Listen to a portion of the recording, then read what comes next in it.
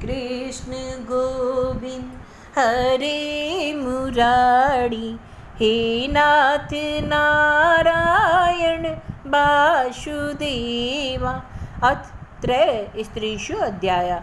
महाराज श्री सुखदेव जी कहते हैं, राजन, गोपियां भगवान की इस प्रकार प्रेम बड़ी सुमधुर वाणी सुनकर जो कुछ विरहजन्य ताप शेष था उससे भी मुक्त हो गई। सौंदर्य माधुर्य रिधि प्राण प्यारे के अंग संग की सफल मनोरथ हो गई। भगवान श्री कृष्ण की प्रेषी और सेविका गोपियां एक दूसरे से बाह में बाहें डाले खड़ी थी।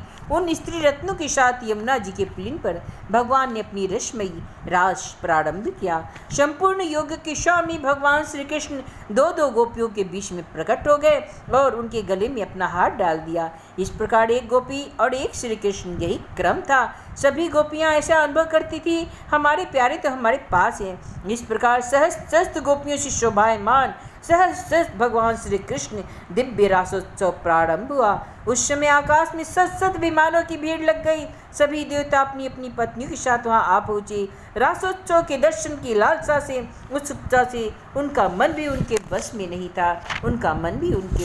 था। स्वर्ग की दिव्य दुदुम्बियां अपने आप बज उठी।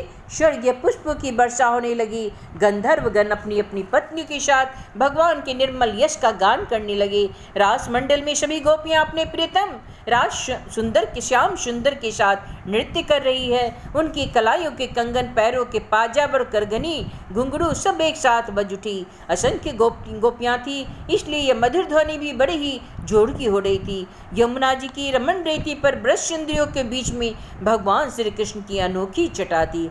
ऐसा जान पड़ता था मानो अगणित पीली चमकती हुई स्वर्णमणियों के बीच में ज्योतिर्मयी नीलमणि चमक रही है। नृत्य के समय गोपिका तरह तरह के ठुमक कर अपने पांव कभी आगे बढ़ाती, कभी पीछे हटाती, कभी गति के अनुसार धीरे पांव रखती तो कभी बड़े बेग से, कभी चाक की तरह घूमती तो कभी हाथ उठा कर भाव बताती तो कभी विभिन्न प्रकार से उन्हें चमकाती, कभी बड़े कलापूर्ण ढंग से मुस्कुराती तो कभी भावें मटकाती। नाचते नाचते उनकी कमरें ऐसे लचकती मानो टूट गई। झुकने, बैठने, उठने और चलने की फुर्ती में वे इधर उड़ रही थी, उधर उड़ रही थी। उनके बस तुर रहे थे। कानों के कुंडल हिल हिल कर कपोलों पर छा रहे थे। नाचने के परिश्रम से उनके मुंह पर पसीना भी आ रहा था।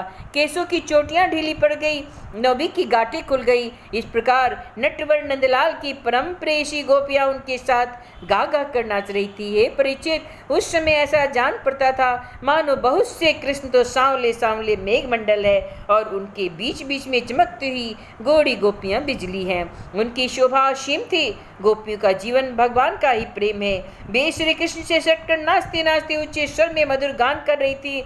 श्री कृष्ण का स्पर्श पाकर वे आनंद मग्न हो रही थी। उनकी राग रागनियों से पूर्ण गान से ये सारा जगत अब भी गूंज रहा है। कोई गोपी भगवान के साथ उनके स्वर में स्वर मिलाकर गा रही है। वह श्री कृष्ण के स्वर की अपेक्षा और ऊंची स्वर में राग लापने लगी। उसके विलक्षण और उत्तम स्वर को सुनकर वे बहुत प्रसन्न है और वाह वाह करके उसकी प्रशंसा करने लगे। उसी राग को एक दूसरी सखी ने दुप्रद में गाया, उसका भी भगवान ने बहुत सम्मान किया। एक गोपी नृत्य करते करते थक गई। उसकी कलाइयों से कंगन और चोटियों से बेला के फूल खिंचक गए। तब उसने अपने बगल में खड़े मुरली मनोहर श्याम सुंदर के कंधों पर अपनी बाहें रख दी। भगवान श्री कृष्ण ने अपना एक हाथ उस गोपी के कंधे पर रखा और वह तो स्वभाव से कमल की समान सुगंध से युक्त था। उस पर सुगंधित चंदन का लेप था। उसकी सुगंध से गोपियां पुलक उठी, उसका रोम रोम खिल उठिया। उन्होंने झट ही उन्हें हृदय से लगा लिया। एक गोपी नृत्य कर रही थी। नाचने के कारण उनके कुंडल हिल रहे थे। उनकी छटा से उनके कपोल चमक रहे थे। अपने उन कपोलों को भगवान श्री कृष्ण से सटाकर भगवान ने उनका बहुत सम्मान किया। कोई गोपी नुपुर करगनी के घुंघरुओं को झनकारती हुई गा रही थी तो कोई नाचते गाते बहुत थक गई थी। तब वह बगल में खड़े श्याम सुंदर के शीतल कमलों का सहारा लेकर खड़ी हो गई। परिचित, गोपियों का सौभाग्य लक्ष्मी जी से भी बढ़कर है। आज तो लक्ष्मी जी के पास परम प्रियतम में एकांत बल्लभ भगवान श्री कृष्ण को अपने परम प्रियतम के रूप में पाकर गोपियां ज्ञान करती हुई उनकी साथ विहार कर रही है। भगवान श्री कृष्ण ने उनके गले में अपने भुज पास बांध रखे हैं। उस समय गोपियों को बड़ी अपूर्व शोभा है। उनके कानों में कमल के कुंडल, घुंघराली अलकों पे कपोलों की लटक, पसीने की बूंदें झलकने से उनकी मुख की छटा निराली हो रही है। वी राजमंडल में भगवान श्री कृष्ण, भगवान शक्ति संकल्प, यह शब्द उनके चिन्ह में संकल्प की ही माया मात्र है। भगवान श्री कृष्ण के साथ नृत्य कर रही है। उनके कंगन और पाजेब भी बाजे की तरह बज रहे हैं। भौरे उनके ताल सुर में अपने सुर मिलाकर गा रहे हैं। उनके जूरों तथा चोटियों से गुथे हुए फूल गिर रहे हैं। परिचित जैसे नन्हा सा शिशु निर्विकार भाव से अपनी परीक्षाएं से साथ खेलता है, वैसे ही रमा रमन भगवान श्री कृष्ण कभी उन्हें हृदय से लगा लेते, कभी उनके साथ कई तरह की किराए करते। तिरछी चितवन और लीला से उन्मुक्त हंसी हंसने लगते। इस प्रकार उन्होंने ब्रज सुंदरियों के साथ विहार किया। हे परीक्षित, भगवान का स्पर्श करके गोपियों की इंद्रियां आनंद से बिहल हो गई। उनके केश बिखर गए, फूलों के हाथ टूट गए, गहने अस्त व्यस्त हो गए। वे अपने केश, वस्त्र और कंचुकी भी पूर्णतः संभालने में असमर्थ थी। भगवान श्री कृष्ण की रास लीला देखकर स्वर्ग की देवांगनाएं भी प्रीत हो गई और समस्त तारों तथा ग्रहों के साथ चंद्रमा भी चकित और विस्मित हो गए। हे परिचित, यद्यपि भगवान आत्मा राम है, उन्हें अपने अतिरिक्त और किसी की भी आवश्यकता नहीं, फिर भी उन्होंने जितनी गोपियाँ थी उतने ही रूप धारण किए और खेल खेल में उनके साथ उतने ही लीला की। जब बहुत देर तक गान और नृत्य आदि विहार करने के कारण गोपियाँ थक गई, तब करुणा में भगवान श्री कृष्ण ने बड़े प्रेम से स्वयं अपने सुखद कर कमलों के द्वारा उनके मुंह पोछे। परिचित, भगवान के कर कमल और नख स्पर्श से गोपियों का बड़ा आनंद हुआ। उन्होंने अपने उन कपोलों की सौंदर्य, जिन पर सोने के कुंडल झिलमिला रहे थे, घुंघराली अलके लटक रही थी, प्रेम से बड़ी चितवन और सुधा से मीठी मुस्कान उज्जवल हो रही थी, भगवान श्री कृष्ण का सम्मान किया। प्रभु की परम पवित्र लीलाओं का गान करने लगी। इसके बाद जैसे थका हुआ गजराज किनारों को तोड़ता हुआ हथनियों के साथ जल में घुस गया, वैसे ही लोक और वेद की मर्यादा का अतिक्रमण करने वाले भगवान ने अपनी थकान दूर करने के लिए जल क्रीड़ा के उद्देश्य यमुना जी में प्रवेश किया। उस समय भगवान की बनमाला गोपियों के साथ कुचल सी गई थी और उनके केसर का रंग भी लग गया था। उनके चारों ओर गुनगुनाते हुए भौरे उनके पीछे इस प्रकार चल रहे थे मानो गंधर्व राज उनकी कीर्ति का गान करते हुए पीछे पीछे चल रहे हैं। हे परिचित, यमुना जल में गोपियों ने चितवन में भगवान को देखकर हंस हंस कर उन पर जल की बौछारें कर दी, जल उलीचकर खूब नहलाया। इस प्रकार विमानों पर चढ़े हुए पुष्प देवता भी पुष्पों की वर्षा करके उनकी स्तुति करने लगे और जमुना जल में स्वयं आत्माराम भगवान श्री कृष्ण गजराज की समान जल विहार कर रहे हैं। इसके बाद भगवान श्री कृष्ण ब्रज युवतियों और भौरों की भीड़ से घिरे हुए यमुना तट के उपवन में गए। बड़ा ही रमणीय था। उसके चारों ओर जल और स्थल में बड़े ही सुगंध वाले फूल खिले हुए थे। उसकी सुवास लेकर मंद मंद वायु चल रही थी। उसमें भगवान इस प्रकार विचरण करने लगे जैसे मदमत गजराज हथिनियों के साथ घूम रहे हो। परिचित, शरद की वह रात्रि जिसके रूप में अनेक रात्रियां पुंजीभूत हो गई थी, बहुत ही सुंदर थी। चारों ओर चंद्रमा की बड़ी सुंदर चांदनी छिटक रही थी। काव्यों में शरद ऋतु की जिन रस सामग्रियों का वर्णन मिलता है, उन सभी से वह युक्त थी। उसमें भगवान श्री कृष्ण ने अपनी प्रेयसी गोपियों के साथ यमुना के पुलीन यमुना जी और उनमें उपवन में विहार किया। यह बात स्मरण रखनी चाहिए कि भगवान सत्य संकल्प है। यह सब उनके चिन्मय संकल्प की ही चिन्मयी लीला है और उन्होंने इस लीला में काम भाव, उसकी चेष्टाओं को तथा उसकी क्रिया को सर्वथा अपने अधीन कर रखा था, उन्हें अपने आप में कैद कर रखा था।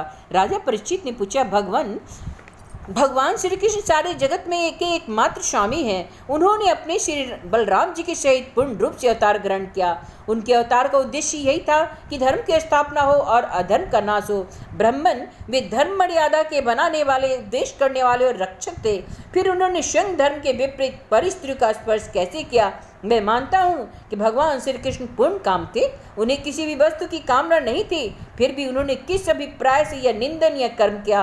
ब्रह्मचारी मुनीश्वर, आप कृपा करके मेरा यह संदेह मिटा दीजिए। श्री सुखदेव जी कहते, सूर्य, अग्नि आदि ईश्वर कभी कभी धर्म का उल्लंघन और साहस का काम करते देखे जाते हैं, परंतु उन कामों से इन तेजस्वी पुरुषों को कोई दोष नहीं होता। देखो, अग्नि सब कुछ खा जाता है, परंतु उन पदार्थों के दोष से लिप्त नहीं होता।